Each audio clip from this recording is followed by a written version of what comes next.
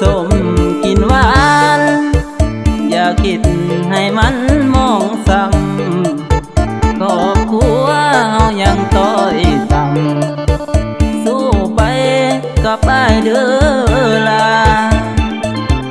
เมียแพงของอ้ายอย่าใจอ่อนคือน้ำลูกไก่เฮ็ดใจใหญ่ๆยังสิได้ขี้สร้างงายามจนทนไว้อย่าไปเทียบกับคนอื่นเลยนะเพิ่นบ่ได้หาให้เฮากินดอกหนาคำแพงน้องเป็นคนเก็บอ้ายสิเป็นคนโซกหาได้น้อยได้หลายก็อย่าเต้าคนหาเศร้ากินแลงถ้าน้ำบ่มีจำเป็นออกเหงื่อขายแหงขอเพียงแก้มแดงเข้าใจอ้ายนี่ก็พอเอาหักเป็นเกณฑ์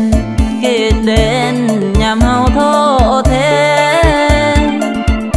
บ่ให้อ่อนแอยอมแพ้กับความย่อท้ออุปสรรคกีดขวาง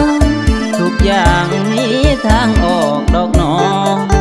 อย่าทิ่มอ้ายกลางทางก็พอคอยรอวันที่เฮาสมหวัง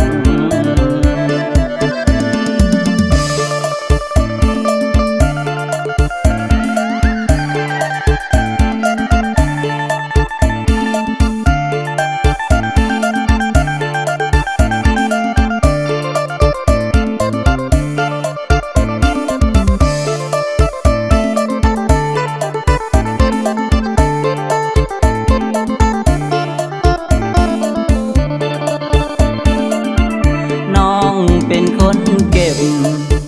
อ้ายสิเป็นคนโซกหาได้น้อยได้หลายก็อย่าเฮาคนหาเศร้ากินแลงถ้าน้ำบ่มีจำเป็นออกเหงื่อขายแหงขอเพียงแก้มแดงเข้าใจอ้ายนี่ก็พอเอาหักเป็นเกณฑ์เกณฑ์เด่นยามเฮาท้อแท้บ่ให้อ่อนแอยอมแพ้กับความย่อท้ออุปสรรคกีดขวางทุกอย่างมีทางออกดอกหนออย่าทิ่มอ้ายกลางทางก็พอ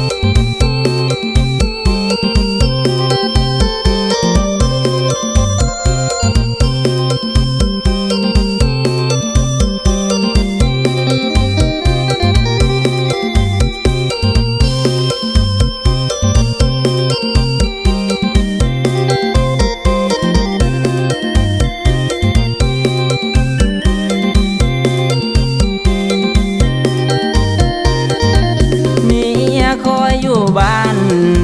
ผัวไปเหตุงานอยู่ไทยหูข่าวแล้วน้ำตาไหลสามวัยมีใจโศกสู้จักแม่นผู้ใดยามใจอายก็บ่ฮู้อายเมื่อยหาเงินเลี้ยงดูส่งลู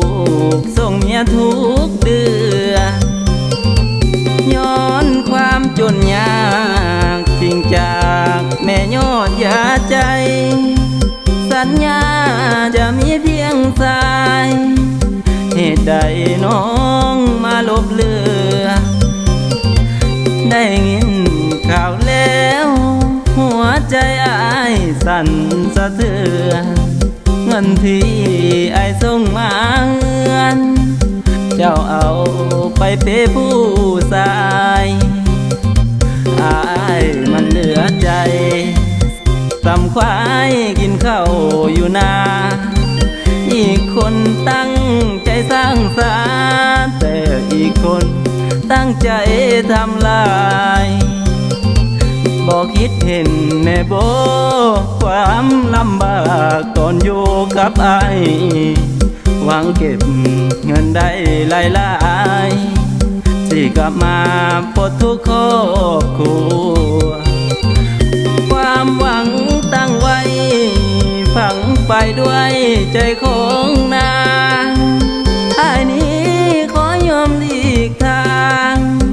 ให้นางคนเห็นแก่ตัว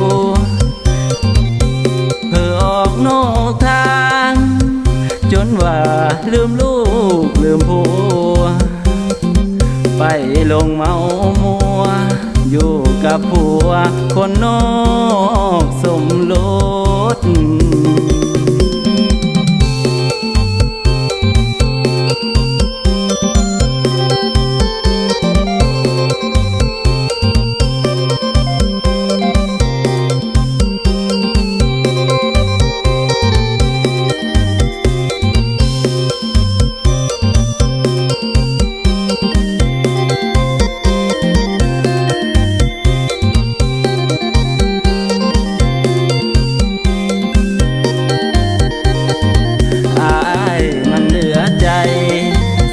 ตำควายกินข้าวอยู่นาอีกคนตั้งใจสร้างสรรค์แต่อีกคนตั้งใจทำลายบอกคิดเห็นแน่บ่ความลำบากตอนอยู่กับอายหวังเก็บเงินได้หลายๆที่กลับมาปลดทุกข์ครอบครัวความหวังตั้งไว้ฝังไปด้วยใจของนางอ้ายนี้ขอยอมหลีกทางให้นางคนเห็นแก่ตัวเพื่อออกนอกทางจนว่าลืมลูกลืมผัวไปลงเมามัวอยู่กับผัวคนนอกสมรส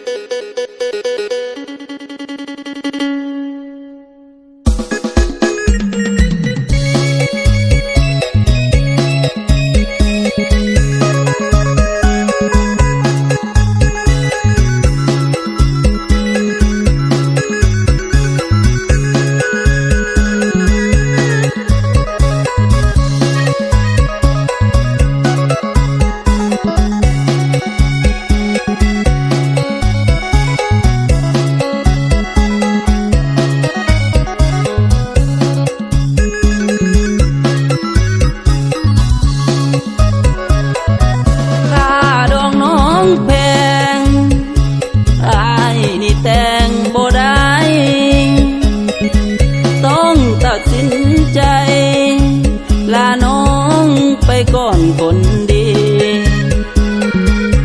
ขอให้นวลน้องได้แฟน เป็นหนุ่มเศรษฐีคนจนคนนี้ชาตินี้บ่มีปัญญาแม่น้องห้องมาค่าดองก็หลายแท้ๆพร้อมคำนำแน่พังแล้วกุ้มใจแท้นาสิเอาใส่เดเงินมาแต่งน้องแก้วตากันสิขายนามีทุงเดียวอีแม่เพิ่นแพงคิดมาน้ำตาของอายมันไหลอายแต่งบ่ได้สิเฮ็ดจังใดคำเพลงหากเจ้าล้นฟ้าแต่บ่มีปัญญามาแต่งเสียใจอย่างแงงค่าดองน้องแพงเกินไปขอให้น้องพบหนุ่มเศรษฐีผู้เขาหั่งมีเงินทองทรัพย์สินมากมายส่วนอายมันจนต้องทนห่างลาน้องไปชาติหน้าถ้าเป็นไปได้ให้อายนี้รวยแน่ทอน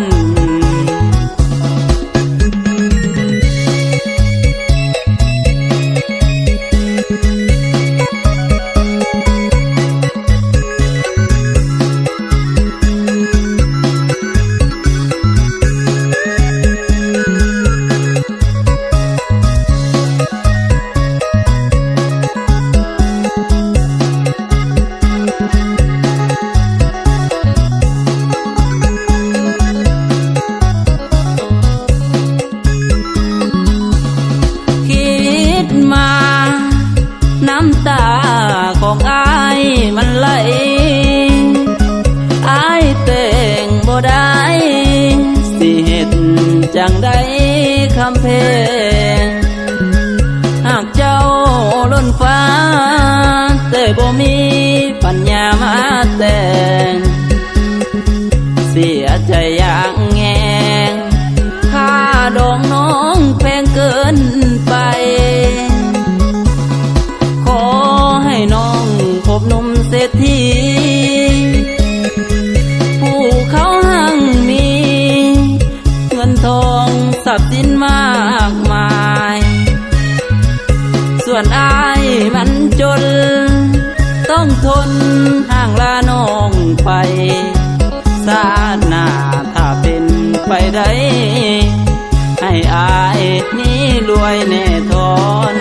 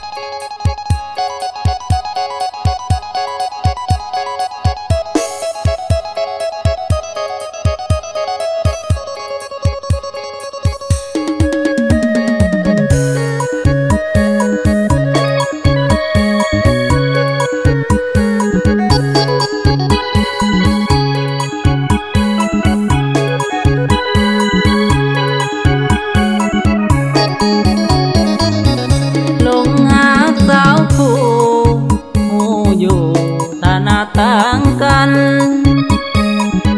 แอบเก็บไปฝันทุกวันคิดเห็นแต่หน้าย่านแต่สามวัยบ่เห็นใจอายคนสาวนาบุญวาสนาสิสมน้องลาบ่น้องอยากมาห่วมสร้าง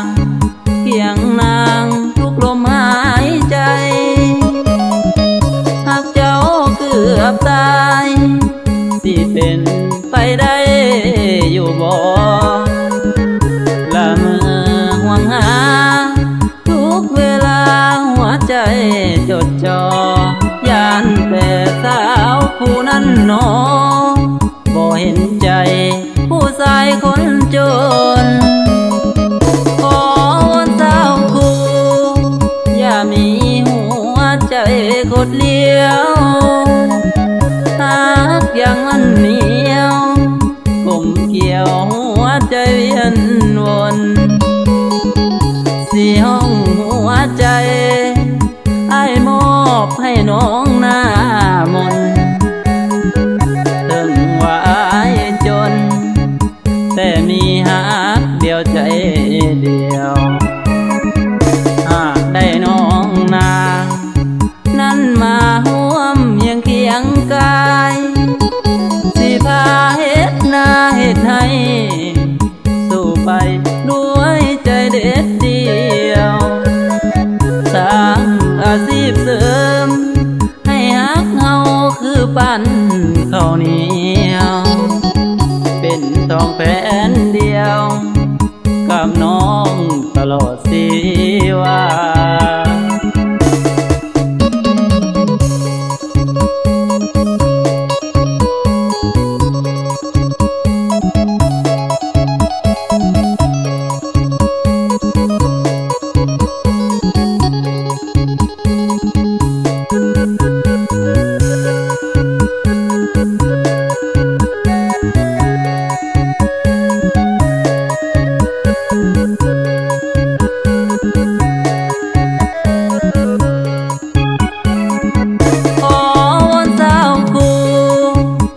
มีหัวใจกดเลี้ยว